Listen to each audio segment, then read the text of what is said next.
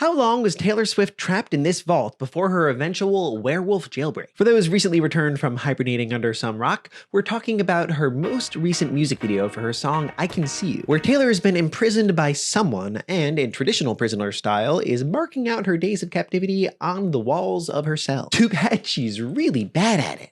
More on this later. And guys, I wasn't expecting this at all, but if you're into Taylor Swift Easter eggs, the result I get at the end here was pretty mind-blowing. Whoa, wait a minute, Mr. Closet Swiftie. Don't you normally talk about science? Excellent question, my dear strange Padawan, but this is science. Because here we're all about applying a scientific mindset towards every aspect of life. And when I saw this video, my scientific funny bones started tingling. So how long was she in there? It should be a simple matter of counting up the marks, right? US Magazine thinks that it was only 1,468 days, which it says is the number of days between her masters being sold and the release of the new Speak Now Taylor's version. But journalists aren't really known for their talents in complex areas like counting marks on walls. It seems like they pulled that number from this viral tweet, which got over 5.8 million views. Too bad it was wrong. But before we dive in, let me say that if you are a real Swiftie, then I need your help. Because I don't know how much of the different things that we spot in this video are actual references to Taylor lore and other Easter eggs. So as we go through this, I want you to let me know in the comments if you spot anything significant, or potentially. Now let's dive in. Step 1, collect the vault shots. I spent a while combing through the video for any shots that could possibly include the walls of the vault. There are 21 total shots that show it, but some of them are a little bit redundant or just too zoomed in to actually get any good information. But we've got a good amount to work with. So step 2 is assign the walls. Which shot goes to which of the 4 walls of the vault? We can see from this outside shot that the vault looks pretty square, but moving inside, we've got this big glowing vault door on one wall. Let's call that wall 1. Then there's this wall with the painting and one with the ledge that she sits on. Following? So from this wide angle shot, we can see the relative positioning. So let's go clockwise and call these walls 2 and 4. We only ever get partial views of wall 3, but we know from these 2 shots that it's still mostly covered in marks, and from this security cam that it just seems to be a plain wall. Now for the nitty-gritty. Step 3, analyze the panels. Each wall is 30 panels high, and we can break up the width into 3 components. It's 10 standard panels wide, but we can see from this delightfully clear and stable shot, for once, that there's a 3/4 width panel and an angled quarter panel that is basically half the width of a full panel. And rather than count every single mark on every single panel, which would be pretty impossible given how blurry some of the shots are, we're going to try to figure out the average number of marks per each size panel. And now we see that Taylor is really bad at this and is obviously not an engineer. Would it have been too much to use standard tally marks with the cross at the 5, or even just be remotely consistent with the number of marks per line or per segment? But I guess she had to amuse herself somehow. So the average number of marks per standard panel seems to be roughly 16, putting the 3/4 panels at 12 and the half panels at 8.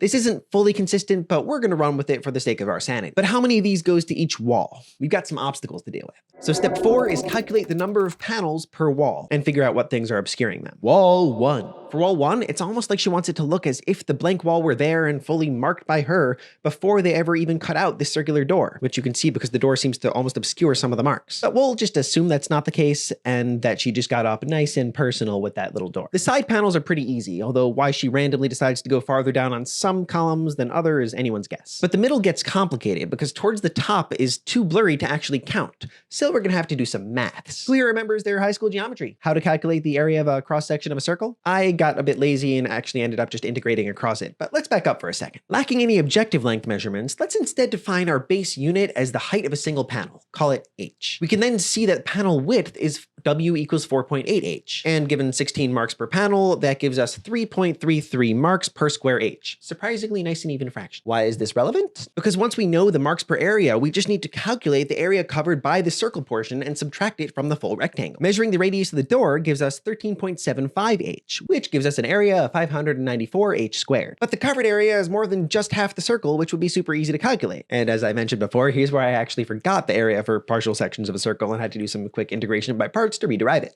Well, fun stuff. But we can also just estimate it and say that the covered area is half the main circle plus 2 additional rows, which at that point are still basically the full diameter of the circle minus maybe 1 mark on each side. So half the circle plus 2 rows gives us 297 h squared times 3.33 plus 16 times 4 minus 2 marks, or 1051. Now we calculate the total marks if the door weren't there, assuming a height of 17 panels for all the covered columns.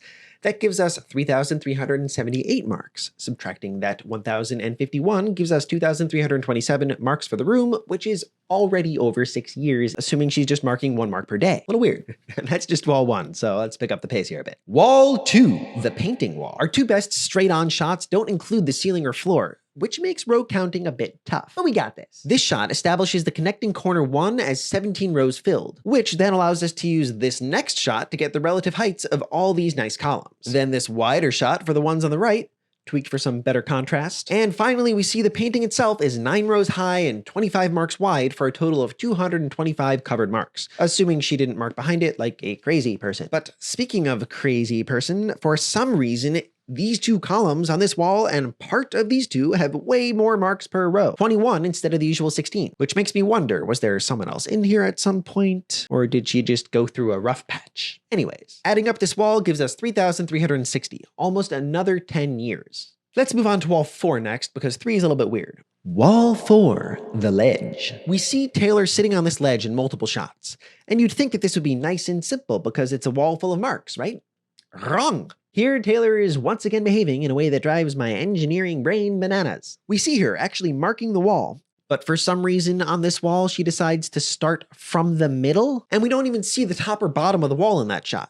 But thankfully, we've already plotted out wall 1, and we know that this is row 10, so we can draw the connecting line and thus figure out how many blank rows there are from the top, for this half of the wall at least. But how far down does it go? Remember, this is the wall with the bench, which we have quite a few shots of. Here we can see that these 5 columns go up at least 16 rows. And again, from this awesome wide shot, we can see the top of the bench is 8 rows up, giving us the empty count from the floor. Combining all that together, it gives us this, 2,568 total marks, which is just about 7 years trapped in there. How old is Taylor again? 33, 34? This alternate reality version must have gone pretty insane. So, 3 walls down. Next up, wall 3, blank space, because there's nothing on it except marks. This is the one with the least number of usable shots, so we're gonna have to make do. First up, we see that the bench extends outwards by 2 panels, and the marks go all the way down, even 1 past the bench on column 3. Tweaking the lighting a bit to reveal a few more of those high up panels, it seems like we're back to the marks going all the way upward. And remember, that bench is only 8 marks above the floor, so this is quite a full wall. Next, we get a shot of Taylor moping on her bench from another angle, which helps us fill in our bottom. But that still only gets us 7 columns in, leaving 5 unknown. And the only shot we get of them is this super zoomed out fisheye view.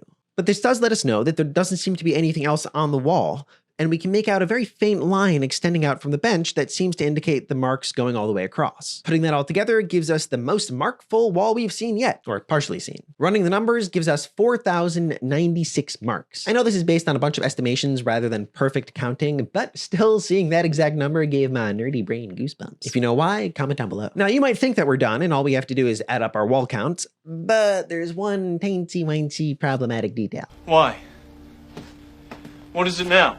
Remember that little blinking camera shot? Well, it throws a monkey wrench into the works. You see it? It's where that fisheye camera view came from. Just a creepy little glowing red light and marks on the ceiling. Why? We know that this whole vault is pretty low down because her head is almost level with the top of the painting, so she can probably just reach up and touch the ceiling if she wants. But still, she had to go and start marking it before even finishing with the walls. At least we have one saving grace, which is that it's not the whole ceiling, because it can't be. Because going back to that life-saving wide angle shot, we see that the room has a skylight. I tried to see if we could make it out from the outside, but the angle is pretty bad. There might be something there, but it's hard to tell. So back to the wide shot, we can extend the lines downward and see that the skylight is basically 6 full panels wide, which is half the width of the room. It would make sense for it to be square, so let's just assume that's the case. So how many ceiling marks are there? The room is 12 panels wide and square. So if you remember our W equals 4.8H equation from earlier, that gives us 12 times 4.8 equals 57.6 panels across.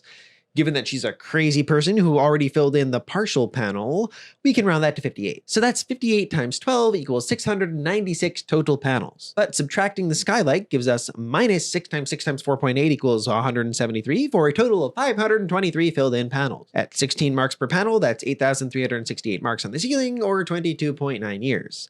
And now I'm basically sounding like a crazy person. But adding it all together, we get 20,719 marks in the vault, which would have taken 57 years to mark down at 1 per day. So outside of weird time dilation, that's probably not what happened.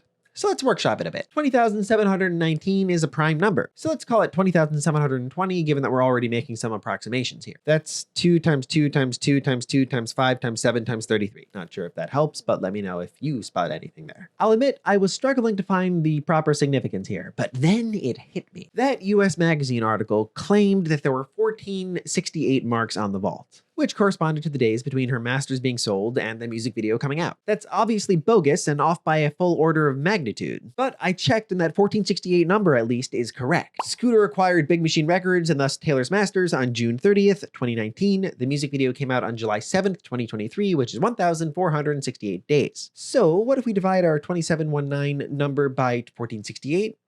We get 14.11. Not particularly significant. But then it hit me. This video teased her upcoming re-release of 1989, which is scheduled for October 27th. So let's recalculate. Get ready for this. The total number of days between her masters being acquired by Scooter and her 1989 re-release is 1,580. The number of marks on the vault were roughly 20,720, with some margin for error given the amount of assumptions we had to make. But we can be pretty sure she was marking down more than 1 mark per day. So how many marks per day? We divide 20,720 by 1,580 and get, drum roll please, 13.11. And you can either ignore the 0.11 as a rounding error based on our approximations, or you're really off the deep end, in which case you say half of 0.22 is 0.11, and that means something, you tell me. But I'd say 13 marks per day sort of makes sense for Taylor, don't you think? Let me know your take in the comments. And if you enjoyed this weirdly obsessive application of a scientific mindset towards some random factor of everyday life, then hit that subscribe button.